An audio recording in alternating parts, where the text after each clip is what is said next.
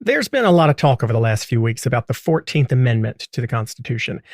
It's a pretty sprawling one as amendments go. It covers everything from citizenship to voting rights to representation rights, due process rights, the validity of the public debt, the power of Congress to enforce laws, and of course, restrictions on the holding of public office by anyone who may have aided an enemy of America or engaged in rebellion against our country. And of course, that's what so many are talking about right now. But really, the 14th Amendment to the Constitution is sort of like the catch-all email address for constitutional challenges. If the claim doesn't fit neatly elsewhere in the Constitution, you can very likely make a case using 14. And unsurprisingly, with an amendment that's so far-reaching and broadly written, it's not uncommon to find plenty of cases throughout history that have been brought to court based on sort of dubious 14th Amendment claims. In an 1873 case, Bradwell versus State of Illinois, the state of Illinois actually argued to the U.S. Supreme Court that the 14th Amendment did not give women the right to practice law in the United States. And then the Supreme Court agreed that the 14th Amendment did not guarantee women a right to be lawyers. But while most states actually took it upon themselves to pass laws then allowing women to practice law, it would actually be more than 100 years before the Supreme Court in the 1976 case Craig v. Boren would actually begin to affirm that, in fact, the 14th Amendment does prevent discrimination against women and states could not restrict women from the practice of law. In that nearly half century since, not only have women in America been an integral part of the U.S. legal system, they've probably arguably proven to be in many ways more skilled at the practice than men are. The newest members of the Politicon podcasting family are prime examples of that. Four of the most exceptional legal minds in America. Former U.S. Attorneys Joyce Vance and Barbara McQuade join Watergate Special Prosecutor Jill Wine-Banks and attorney, court reporter, and Boston Herald opinion writer Kimberly Atkins every Friday on Politicon's new podcast, Sisters-in-Law. I'm Clay Aiken, and this week Politicon is extremely excited to welcome one of our own, Kimberly Atkins, to discuss her new podcast with Jill Wine-Banks, Barbara McQuade, and Joyce Vance, and to walk us through, as only an attorney can, all of the political and legal stories rumbling through Washington as it is less than 1 week away from a second impeachment trial. I'll ask her how she expects the impeachment trial to play out. Will the Senate vote to convict? If they don't, are Democrats right to pursue a 14th Amendment argument to ban Trump from office? And of course, we may actually need an attorney to tell us how the heck are we going to get along. Are you in Boston or are you in D.C.? I'm in D.C. Are you? I'm in Washington, Are D.C. you glued to the House floor today like I am? I watched a little. I wouldn't say glued. I'm a little overloaded and burned out, frankly, on a lot of it. So I try to measure it. But well, I have to admit in complete stupidity because I've been watching it and all this, on the resolution, calling the motion to the question to the resolution for the motion and all. And I sat and watched them vote on House Resolution 91, I think it was. And I thought, oh my God, this is going to be a totally straight party line vote. They're going to not say anything to this, do anything to Marjorie Taylor Greene and Democrats. And then I realized after sitting there for 45 minutes, oh crap, this isn't the right vote. It wasn't even the right one. It's some procedural vote that allows you to exactly. It was the procedural vote that allowed them to actually debate the vote about. Right. Oh my God, I thought, holy crap! But I'm sort of glued to it because did you pay attention to last night's House conference thing and the Liz Cheney? Yes. Were you surprised by the fact that so many Republicans actually did end up supporting her in the end? Yes, I actually was. I mean, I still think it's alarming that you have that 61 who didn't. But I mean, that just shows you when you have a secret vote, people can, they're free of their fear of Donald Trump. Isn't that sort of what ironic? They actually think, yes. That we would think, we always thought that sunlight was the best disinfectant, and it turns out that this particular virus dies in the dark. Exactly. It's a perfect way to think of it. That's absolutely right. I mean, it's kind of stunning because you've got so many people who are just, I guess they're afraid to say that they think that Liz Cheney has a right to? I mean, what are they really afraid of? Does Donald Trump really have that much power still? Well, they're afraid of his voters. They're afraid of those 74 million people that they think have the ability to end their careers and that are still completely loyal to Donald Trump. And keep in mind, we won't know that. I mean, in 2 years, those voters may feel differently. But right now, that fear of that entire Trump machine, that Trump army of people who went to the polls, is paralyzing Republicans, that they're even going up against someone like, I mean, if you thought for one moment that Republicans would turn against Liz Cheney, and Democrats would be cheering for her. Right. One of the most conservative, just consistently conservative politicians that this nation has known, you know, the daughter of Dick Cheney. Of the whole family, right? Absolutely. Being very conservative. It's absolutely bonkers.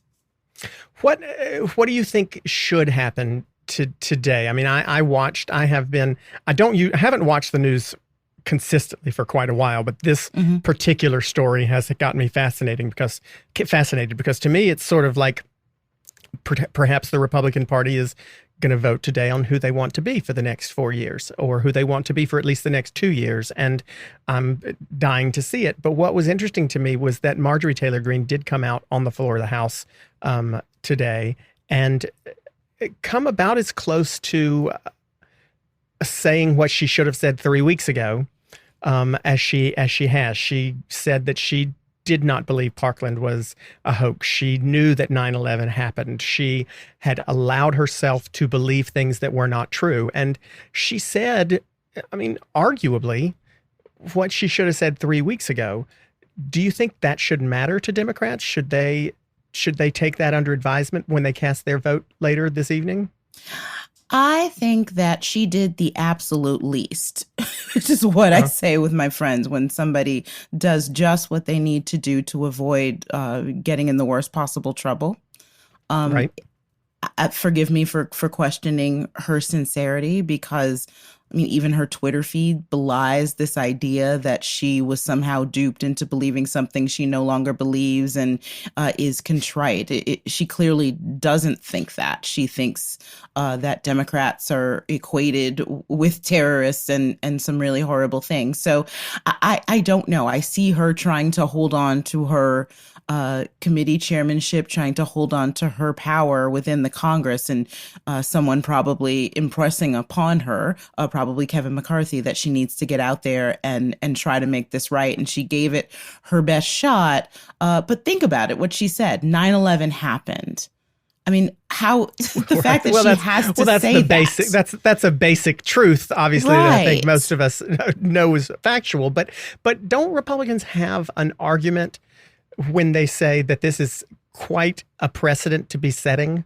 I hate the term slippery slope, but we've seen it over the past eight years, especially a slippery, or 8, 10, et cetera, a slippery slope of getting rid of just the filibuster for this, but then they get rid of the filibuster for that. And then have we not learned that what we do to Republicans, I say we, because everybody knows that I'm liberal, and so I own my bias. I hadn't said that in a few weeks, so it's time for me to say it again. But haven't we learned that what we do to Republicans, they turn around and do to us 2 or 3 times worse? Are we setting a bad precedent here?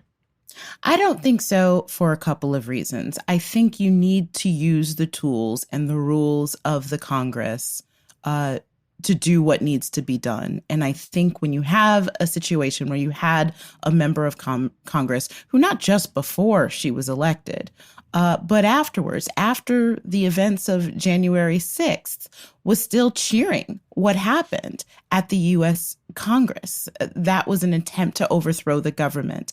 You can't have someone entrusted to do the business of the people if that's how they feel, if those are the beliefs that they're espousing. And so if that's the rule that you have to deal with that. Now, in terms of this slippery slope that we need to find a different phrase for, right. That's why the precedent being set. The precedent being set. That's why you have a vote. You know, I mean, think about it. Was the dozens of times Republicans in the House during President Obama's tenure, took votes against him that made absolutely no sense. Votes to overturn Obamacare and votes to do all kinds of things that were political statements that were being made, but they didn't pass because it didn't have the support of the House. I'm sure a Democrat will do or say something that angers Republicans, and Republicans will try to strip that lawmaker of their committee assignments. But it's a body of representatives from across the country entrusted to do the business of the people. If you can't get a majority of them to back you. But if it's a party line vote, I mean, if it ends up being a vote where multiple Republicans, if I actually watch the correct one instead of the wrong one, it ends up being a vote where multiple Republicans end up deciding to vote against her, then certainly that argument holds. But if it ends up being a party line vote, if for some reason Kevin McCarthy can hold his caucus together and he gets a complete split of Republicans versus Democrats, don't they have the argument then that this was just a partisan attempt to take away committee chairmanships from someone simply because they didn't agree with what she said? I will just put it this way. I'm not worried about it, considering that the only time that this has happened in recent history was with former Congressman Steve King, who really did say some really abominable things. But we didn't have to vote even then because Kevin McCarthy actually took him. We didn't have Trump backing him, right? And Kevin McCarthy just took him off of his committee chairmanships. I mean, it took him off the committees he was on. I guess what I wonder is what happens. Do Democrats need to draw a clearer line to indicate what exactly it is that she is being censured or punished or removed from these committees for? Is it enough to say we're taking her off of these committees because she's espoused some crazy things? Or do they need to be more specific and say, this is specifically because she called for violence against Nancy Pelosi and Barack Obama? Because crazy ideas aren't illegal. I mean, crazy ideas are subjective, aren't they? I guess they can be. I think in this case is a clear-cut case. I just don't see the danger of it being used. And look, you have to, again, as an elected member of Congress, you have to be able to take stances on your principle and based on what's right and not fear the blowback, not fear that, oh, well, one day this is going to be done to me, so I better not do this to the other side. That's not how it works. And so I take your point. I understand what you're saying. I personally, I'm playing devil's advocate in part. Don't have this fear here. I just think it's something to, these aren't just weird political views. They were anti-Semitic, they were violent, they were really abhorrent things that a member of Congress is saying. But what makes that, just to play devil's advocate even more though, what makes that different, the anti-Semitism from Marjorie Taylor Greene, what makes it different than Ilhan Omar's comments that even Democrats said were anti-Semitic and were unacceptable?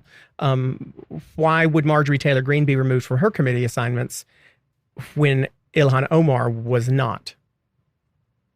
Even though she was condemned by Democrats. She was. She faced a vote and she did face a censure for what she said, but she was also apologetic and contrite.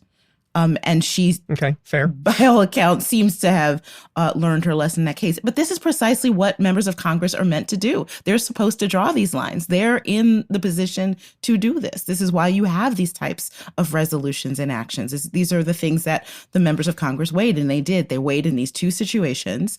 They each time there was a consequence, one more severe than the other. And that's what their job is. That's what they're there to do. Is their job. They shouldn't be afraid to do their job because they think it's going to be politicized. It's a political body. Of course, political things happen, but they should be able to do their job anyway.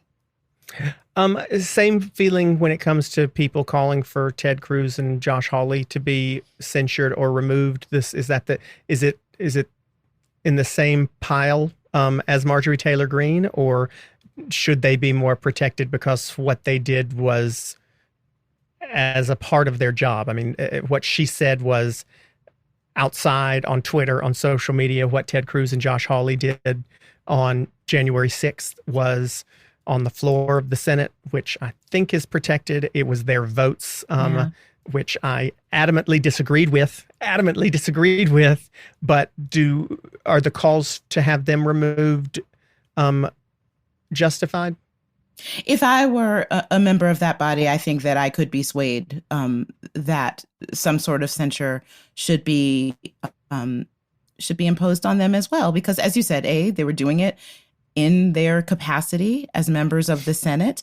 They also continued to push this idea that there was fraud, that there was something wrong. Legitimate votes of Americans who cast their votes should be dismissed, that these Americans should be disenfranchised. Even after the insurrection took place, they came back. I mean, at least you had some folks like Senator Loeffler, who after the insurrection said, okay, I'm out. I can't do this. But they continue to push it. And I think one lasting image from January 6th. That makes them assholes, doesn't it? Well, it makes them anti-democratic. It makes them jackasses. And I think the image of Josh Hawley holding up his fist to, I think it makes them anti-democratic. But is that illegal to be a jackass? I mean, I guess what I worry about is if we can remove people for voting a way that we don't think is right, then what's to stop Republicans from just removing anybody who votes for Medicare for all? I mean, I think what's to stop them is having a conscience and being a respectably popular vote. It was the fact that they were trying to stop. We're actually agreeing together, don't have a conscience, right? Well, look, they were actually taking an effort to try to subjugate democracy. They were trying to stop the votes, not just any Americans. They were cherry picking the votes of primarily places where there were black and brown folks casting their votes in places like Atlanta and Detroit and Milwaukee in order to disenfranchise them and usher in a result that is counter to the will of the Democratic people. Yep. I think that is grounds for some sort of disciplinary action. I think these are clear lines, Clay. But everything you've said, I agree with, except I worry about the day when Republicans are in control again and Mitch McConnell is in control again, and he decides that he's going to censure Kyrsten Sinema because she supports gay rights, and she's trying to do things that will give rights to gay people. And we believe that is immoral. We believe that is so removing her. I mean, I guess if it's not objective, it becomes subjective. Listen, I think you've answered the question already, which is that you don't think that you're worried about it, right? I will worry about it when Kyrsten Sinema tries to disenfranchise heterosexual voters in her effort to push forward LGBTQ rights. I don't think that's going to happen. But if it does, then yes, I think that there probably should be some sort of censure against her too. Well, listen, we had Representative Sheila Jackson-Lee on a few months back, and one of the things we talked about very briefly, but she has worked on, is reparations for Black Americans, especially descendants of slaves. Somebody, Louis Gohmert, is going to turn around and say this woman is trying to disenfranchise white people because she wants to take white people's money and give it to Black people instead. Let's vote her out. But it's not a concern because, I mean, I guess I see what you're saying. I wish I trusted people to follow the rules more often. And if I could trust especially the people on the other side of the aisle for me to follow the rules, then I think that I would feel a little bit more comfortable that occasionally you have to step out on a limb and say, this bullshit's gone too far. Sit your ass down, But I don't know that I trust Kevin McCarthy if he takes back the House in 2022 to not pull Ilhan Omar and Rashida Tlaib and AOC off of all of their committees because of some subjective feeling that he has gotten his caucus to get on board with. And I think, unfortunately, when we start doing this, is just my opinion, but I share it all the time, so why the hell not now? that when we allow things to be subjective, we have to expect that they're going to be subjective on the other side. And I just don't know that I trust them to be reasonable when they have the gavel. Yeah, I just think particularly in the time that we are right now, you have to lead fearlessly. And if you let the fear of what the political blowback might be stop you from doing what's right, then you should not be an elected official. Okay, let's let that be the last word on that one, because I want to hit you with another one that I'm curious about. I love having attorneys on because you make good arguments, and it's not. But I'm sitting here anticipating the trial, which I believe begins next week. Is that right? Sometime next week they're starting the trial for the second impeachment trial of Donald Trump. Will it go anywhere, you think? It doesn't seem that is the case. Look, I will try to be an optimist in ways that maybe is unwarranted, but the trial hasn't started yet. And I am, again, as an attorney, as an American, it makes me uncomfortable, these proclamations of what will and won't happen at the conclusion of a trial, how the jurors, in this case, the members of the Senate, are going to vote when they haven't even begun hearing the case that's being made out. And so I always hold out hope that they will vote their consciences and that they will do the right thing. But I do think no matter what, this trial is important because the American people need to really see very clearly the case that is being laid out. And look, the first impeachment trial was about Ukraine. I didn't think it was terribly complicated, but it's about a place that's far away and favors that may not be clear to everybody. And it was backroom not discussions. Right. It was not something that people really have a tangible connection to in their everyday lives.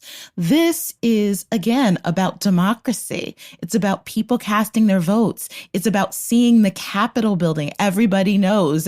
I've known this building since I was a kid watching Schoolhouse Rock. We also watched it live on TV, right? I mean, everybody saw this happen. We did. We watched this played out. People died in this attack on the U.S. Capitol, the most American of American institutions. So I think it's much clearer. And I think it's making the point that even though Donald Trump was voted out, even though he has left office, that it's important that he be held accountable for his role in that insurrection and hopefully not be allowed to hold an office like that again or run for an office like that again. I mean, think about one thing that's at stake that I think people forget. If he is allowed to declare that he's running for president again, he will have another pulpit. He will have another platform from which to say the same misinformation and insightful things that led to that insurrection. If you're going to put an end to it, you need to put an end to it. And right now, the 100 people who can put an end to it are the members of the U.S. Senate. Do you think he won't have a pulpit? Aren't Marjorie Taylor Greene and Donald Trump sort of, and their entire base in many ways, aren't they the types of people who sort of thrive off of, I don't want to use the word victimhood, but I'm gonna. Don't they thrive off of that martyrdom of being able to say it's a witch hunt against me? I mean, if he were to be impeached, do you really think that it would, if he were to be convicted, sorry, do you really think that it would silence him? You don't think he would just have a almost bigger pulpit maybe because now he's aggrieved? I don't think so. I mean, because if he can't run for office, if his only power is from his Twitter account or from the golf course somewhere in Florida, he will eventually fade away. But if you keep giving him a means of raising money and continuing to push this, that can be extremely dangerous. It certainly can be more dangerous than anything he can do without that platform. So look, we have had strongmen leaders before they come and go. If you look at dictatorships, even dictators have really strong, you will see strong followings, people who proclaim their love for this person, that they're the greatest person ever, that they would follow them to the end of the earth. And then when they're toppled or when they lose most power, of them have to die. I'm not saying nothing Secret Service. I ain't trying to say that at all. I'm just saying, but Stalin had to die. Don't do that. Stalin had to, well, he died of natural causes, but he died in order to end some of these regimes. They do. And in some ways, maybe I don't agree with you that Trump's going to stay quiet either way. I don't think he's going to stay quiet, but in those, with those strong men leaders who lose power, people pretty quickly give up on them. You know, I'm not saying that will everybody in the same sort of power and following without the presidency. I mean, listen, I like the fact that you said if he's allowed to declare he's going to run, because I don't think he'd ever run again. Right. Well, he could. I mean, he could if that's the only way to. What does it say that Mitch McConnell has actually been quiet this time? You know, I I am not sure. Mitch McConnell is known to keep his thoughts close to the vest when he thinks that serves Mitch McConnell and serves the Republican caucus. I think that's one way, if anything, for him to sort of wait and see, take the temperature of his caucus. If the caucus has no appetite for convicting Donald Trump, to give every single member who votes to acquit him the cover that they need.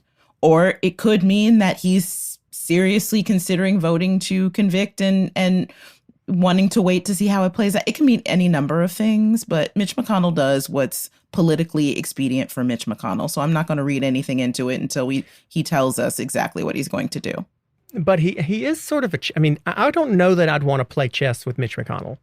I don't know that I'd want to be in the same room with him, actually. But if I were, I don't think I'd want to play chess with him, because, I mean, he is as awful as so much of what he does is to me.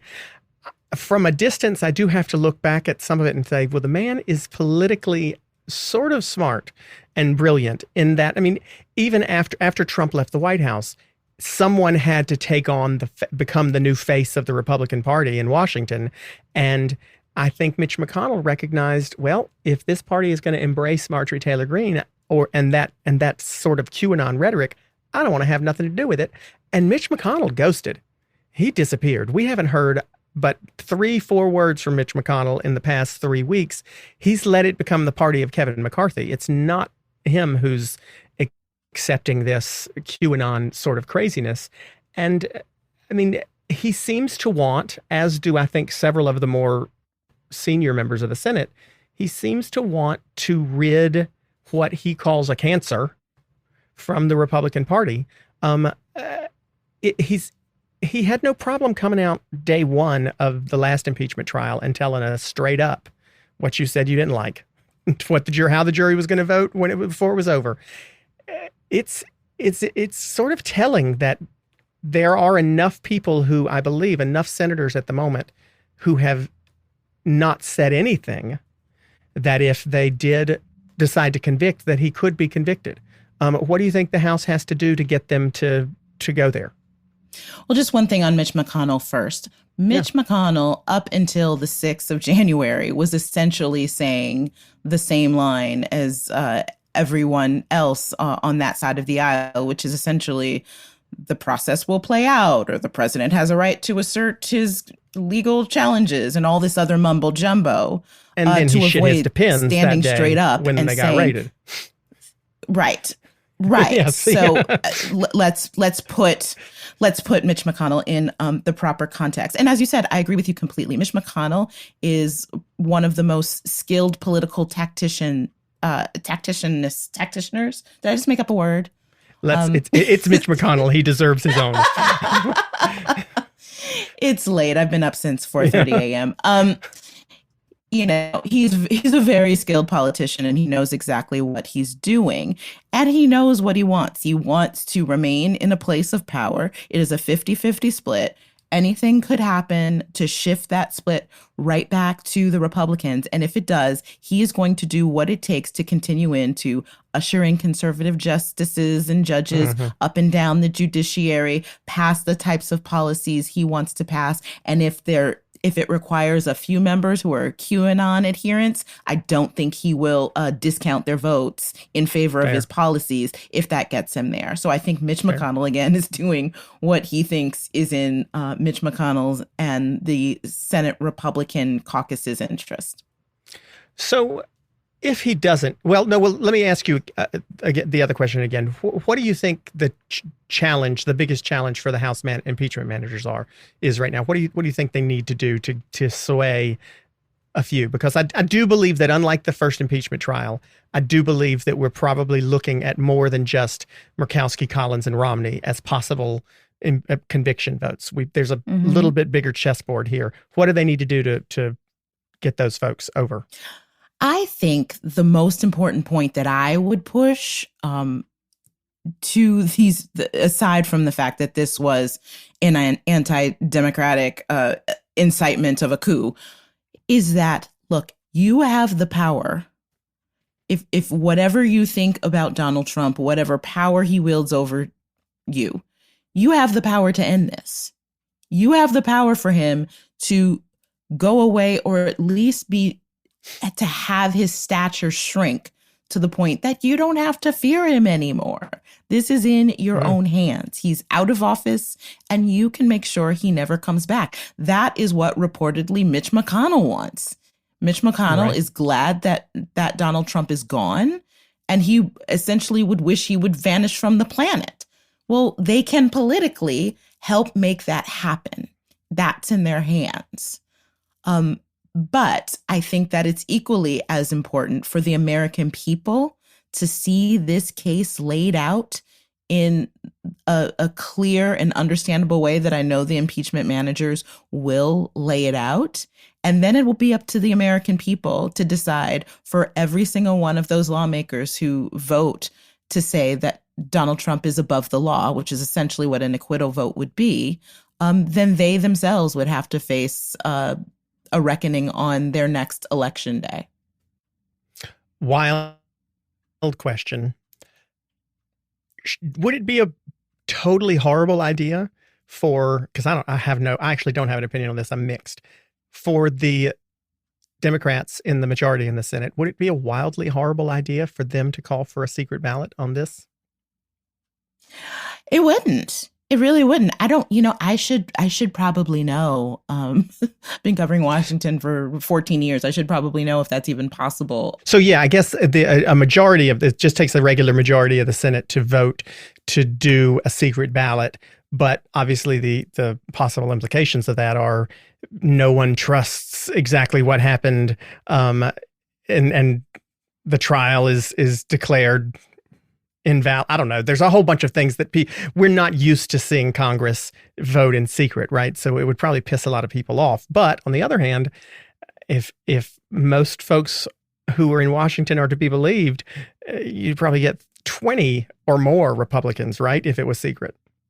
Yeah, I think it's just the vote that was taken on Liz Cheney that ended up being far more lopsided than the whip count suggested, shows that that's a very real possibility that you'd happen. And yeah, I think it's valid to say that could really taint how some Americans see this. But honestly, Clay, I think that so many Americans are going to see this through their own lenses anyway. Yeah. That I'm not even sure that is that's the biggest concern here. I think that would have been smart. I think it would have been smart for the Democrats to have some Republicans as managers. I think they could have had Adam Kinzinger or even the independent Justin Amash. I think that would have done a lot to make this not look like it's just the Democrats going after Trump again, and really hitting home for people at home who are on the fence, or people in the Senate on the fence, that this isn't about partisan politics. This is about democracy. So I think both of those would have been a good idea. If that doesn't happen, that's too bad. Okay, so last thing about impeachment, because before I move on, if they don't convict, there's been a bunch of discussion. I think especially Tim Kaine is the one who's brought it up the most about this 14th Amendment possibility, and using the 14th Amendment even in lieu of conviction in the Senate to say that Trump is ineligible to run in the future because of the 14th Amendment saying that anyone who is engaged in insurrection or rebellion or aided the enemies of America is ineligible to hold office under the Constitution. Is that a wise thing for Democrats to do if they can't win conviction? I think yes. I mean, I think, again, that the real danger is for Donald Trump if he is not convicted, if he is not rendered ineligible to run again. And I take your point that he probably doesn't really want to run again, but he really wants. He don't want to run the risk of losing again. But he really wants that platform, and he can always do it for a while and fundraise and be able to hold rallies, at the expense of his supporters, and then at some point down the line say, that it isn't worth it or something else, or find some other reason or lie to bow out to avoid losing. But in the meantime, that can be so damaging. That can do so much damage. That's the thing I'm most afraid of. Oh, well, listen, I'm with you there. Another platform. So I think if there is a way, it's so hard for so many of these things, like, using the 14th Amendment, is it wise to try to use it in that way? We don't have any precedent for it, because right, but put on your attorney. This has never happened. Well, this is my I know, but keep it on. But think about, but think about the fact that there's no due process involved in that. And if he was acquitted in the Senate for insurrection, and this, again, I just think about the fact that I don't want Donald Trump on my TV anymore. I don't want to see him in the news. I don't want him on TV. I've been on TV with him plenty of times. I know he loves a camera, and that's really all he wants, is to be on TV. A 14th Amendment challenge to his ability to run again ends up at the Supreme Court, does it not? It's not the type of thing that he's not been convicted of insurrection in a Senate trial nor in a federal court. And therefore, doesn't that end up working its way through district court, circuit court, federal Supreme Court, keeping him in the press, keeping him a martyr, and at the same time, this Supreme Court, which is 6-3 conservative, he would win that case, wouldn't he? Well, you're absolutely right that this is what we attorneys call a case of first impression, because something like this has never happened before, and this would be a tool that has never been used before. And so we don't know what the rules are, and it would ultimately fall to the U.S. Supreme Court to be the arbiter of whether or not something like that is constitutional. Again, when it comes to constitutional issues, I would want to believe that it's not a matter of the Republican appointed members of the court versus the Democratic appointed members of the court. We have some precedent of people, including the Chief Justice, for example, who found that it is not up to courts to overturn legislation that was properly passed or that has any sort of constitutional basis, like the Affordable Care Act. That really angered Republicans. But that was John Roberts looking at this law, looking at the statute, looking at the Constitution, and making a judgment as someone who understands what constitutionality is. And I would think that if there is a basis under the 14th Amendment to keep Donald Trump from running again, that the Supreme Court, regardless of who appointed them, would find that. I know Donald Trump would think that. I was about to say, Roberts ain't the swing vote anymore, though. We're talking about it's Kavanaugh or Gorsuch, and they got appointed by Trump. He's not. And we don't know. Look, I don't know enough about how Justice Barrett will rule as a Supreme Court justice, because she hasn't done it very much yet. But you'll have to see. There's plenty of examples in history of the Supreme Court not necessarily voting along ideological lines when expected to. Again, I would hope that they would vote their conscience and do the right thing. I'm a Supreme Court nerd. I love me some Supreme Court stuff. I'm actually one of the only people I know who, when they're in session live, especially now that they've gone into the COVID thing, you actually can listen to them live. Yep. It's so fascinating to me. I will sit here with C-SPAN 3 on, or whatever it is it's playing on, and I'll just listen to the cases. Absolutely no clue whatsoever what they're talking about. It's all way above my legal head. But I just think, oh, well, he sounds friendly to that attorney, so he's probably going to side with them, or she doesn't seem happy at all. Kagan's pissed today, and I totally love it. Is that the kind of stuff y'all talk about on your new podcast? Oh, it's one of the things that we talk about on our podcast, hashtag Sisters-in-Law. Listen, one of the coolest things is somebody who covered the Supreme Court for a decade. And you're right, only the people who are in the courtroom normally get to hear the justices during these arguments. And one thing that never happened, or very rarely happened, I think it happened once in all the time I covered it, was Clarence Thomas asking a question, for example. Right. He just sat there, would spin around in his seat. He would chat with Justice Breyer, whoever whoever was next to him, but he never asked a question. In this format, hearing him ask a question and almost ask several questions in almost every case is really mind-blowing. Like, I forgot how deep and booming his voice is. You never hear it. So it's really cool. I would advise everybody, while you can, to tune in to some of the arguments and listen to them. And he kind of made people think that he didn't know what was going on when he wasn't talking, right? And now, at least, although I disagree with him most of the time, I think, well, at least he's read the briefs. I can tell he knows what he's talking about. He's not just phoning it in when he's literally phoning it in. I think that's absolutely right. Absolutely right. And I think it's fewer people now. I wondered if he was going to retire at some point during Republican administrations, because he seems so disengaged. I'm like, does he even like this job? But clearly he does. Well, he's probably not going to go. He will end up likely he's only not too many years away from Douglas's record. I don't think he will even be as old as Breyer is now when he passes Douglas's record. So there's a decent chance he's going to end up being the longest serving in history. But so that's Supreme Court nerdy stuff. When Sisters-in-Law is talking about Supreme Court stuff, I am absolutely tuning in. But you guys kind of cover everything. You don't just do like the courts and whatnot and the legal things. You're talking about impeachment. How did the four of you end up getting together to do this? And how much fun is it already?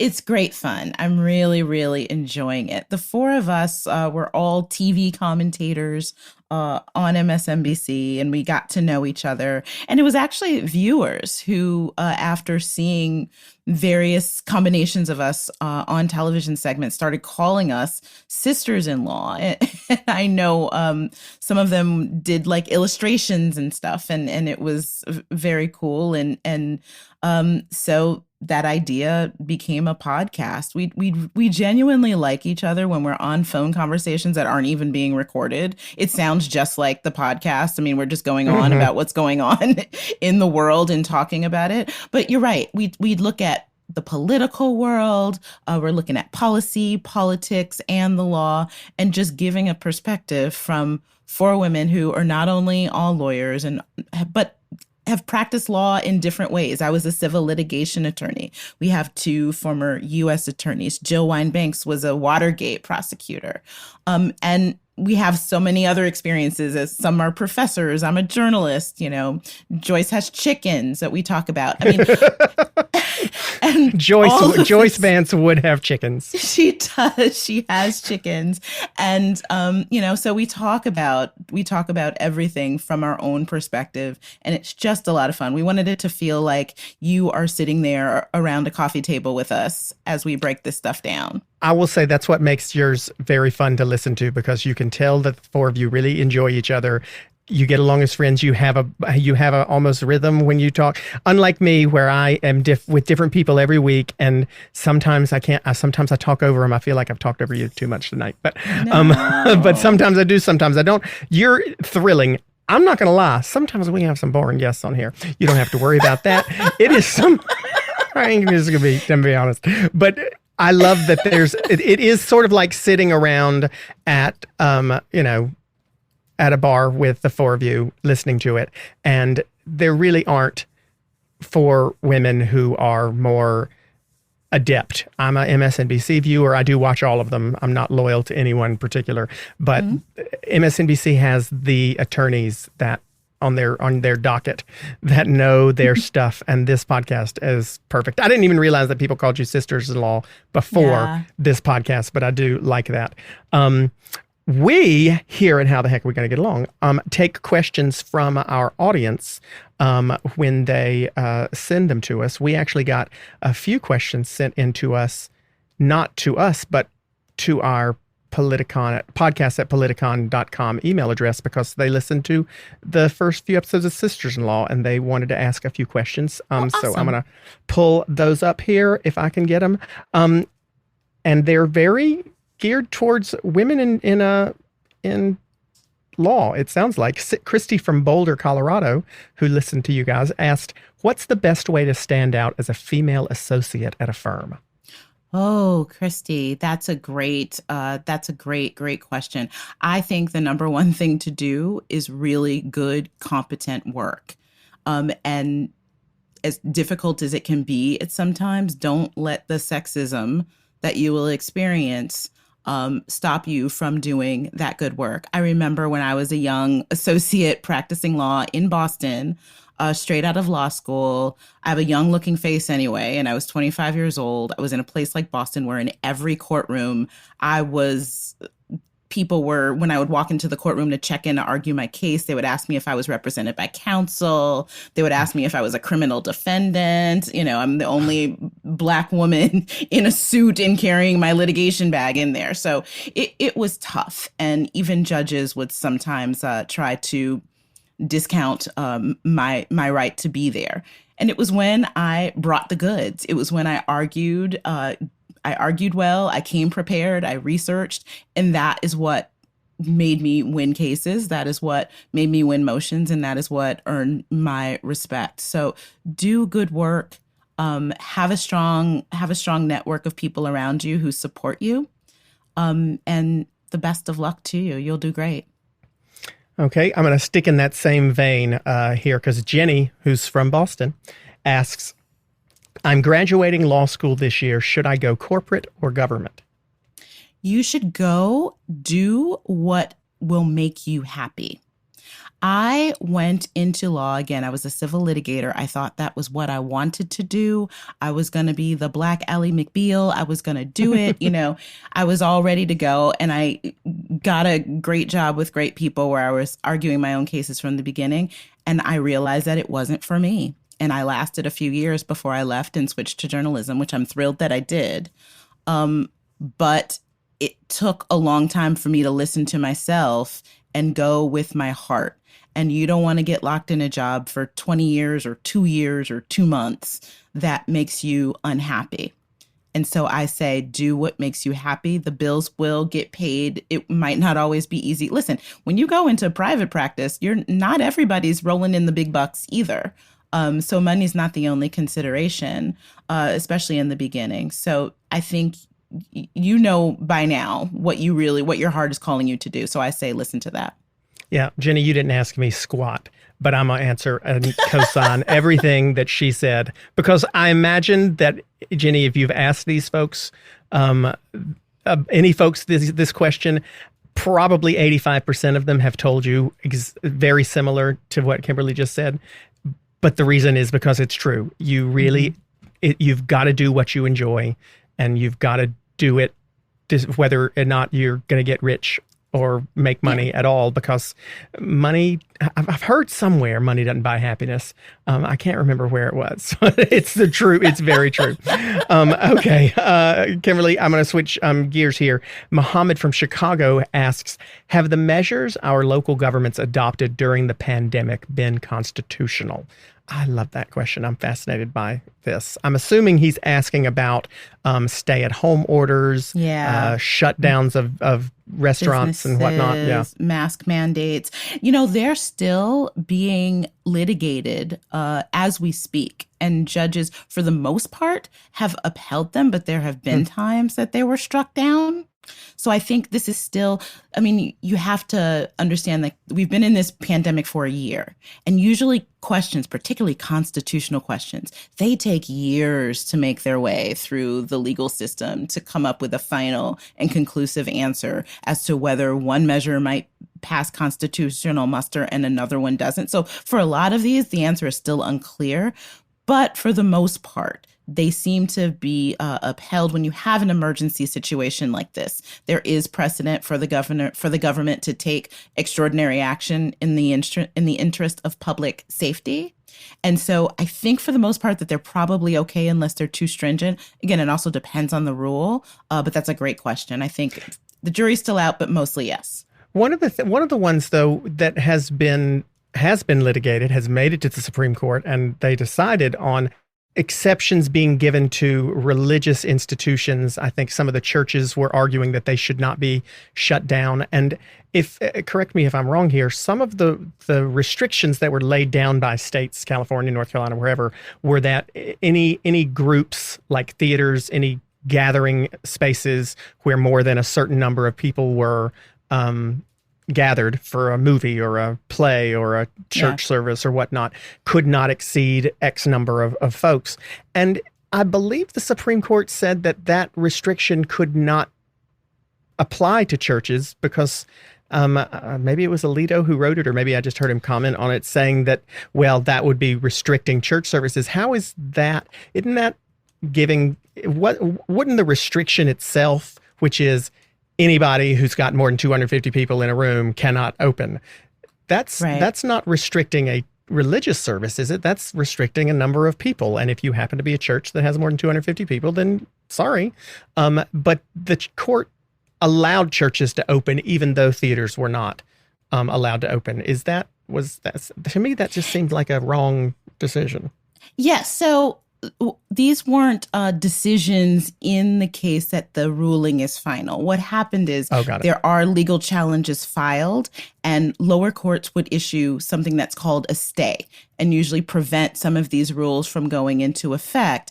And that stay order gets immediately appealed to the Supreme Court, which decides, okay, while the case is making its way through the court, do we let this stay order stay in place or lift it and say that the lower court was wrong? So it was in one of those rulings where the court did ultimately allow a rule like that to be blocked to try to limit churches, where the court took that action. And Alito actually said in a speech at the Federalist Society that he's really worried about these religious, about these sort of actions trampling on religious rights. But that's a big red flag, right? You hear from a justice talking in this way, is clearly signaling that he would be amenable to ruling in that direction. And especially when you have the newer member of the court shifted to the right, that is something that could be moving its way down the line. Well, if I got to pick one person to retire, that's who it would be. Sam Alito. So, Muhammad, it sounds like Kimberly's saying we don't know the answer to the question, but we will soon, and then we'll be ready for our next pandemic because we'll know the answers then. Last question is Isabel from St. Paul, Minnesota asks, should the Supreme Court have more justices? My personal opinion, Isabel, is no. I think that's, we were talking about bad precedent. I think any move to quote unquote pack the court, put more justices on in order to try to tilt the ideological balance is certainly going to have a backlash effect. And the next time the other party is in power, they will do the same thing. And I think that would be to the detriment of the legal system. I do think that the court needs to be reformed. I mean, whether that looks like term limits to, sort of disincentivize presidents from nominating ideological children, basically, to have a justice on the court for 3, 4, 5 decades in order to solidify the court. I think that's a good idea. I think putting more. How long would you make the term limit? There is a proposal that is floating around that has bipartisan support, or at least broad ideological support that says 18 years.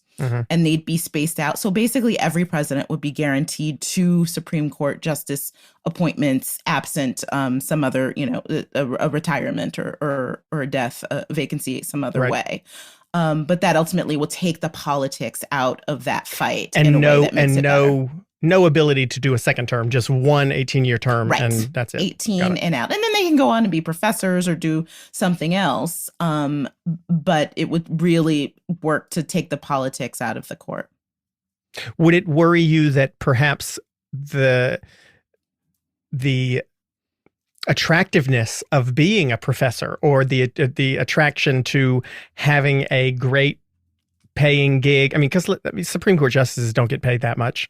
They don't get paid that much more than members of Congress. The attraction to knowing that at the end of your 18 years, you could go be the corporate attorney for an Amazon as long as you didn't piss them off in the 18 years that you were there. Would that concern you at all? If they're going to do 18 years, shouldn't we just say, and then we'll give you a pension for the rest of your life, but you can't do nothing else?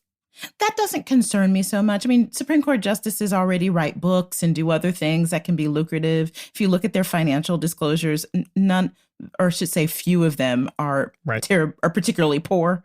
I think Souter's poor, but he wanted to be. I think the poorest one, at least at one point, was Sotomayor. Like she had, she went to law school and had loans, and she, worked as a judge and didn't have these big corporate jobs that some of the other ones had at various points in their lives. So I think she had the least amount of money when she was installed on the. But girl be writing books.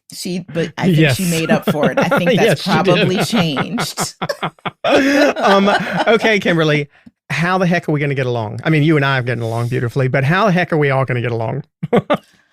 I think that despite the craziness of the last year and the events in the country, that politics and everything is cyclical. I think that progress is followed by regress.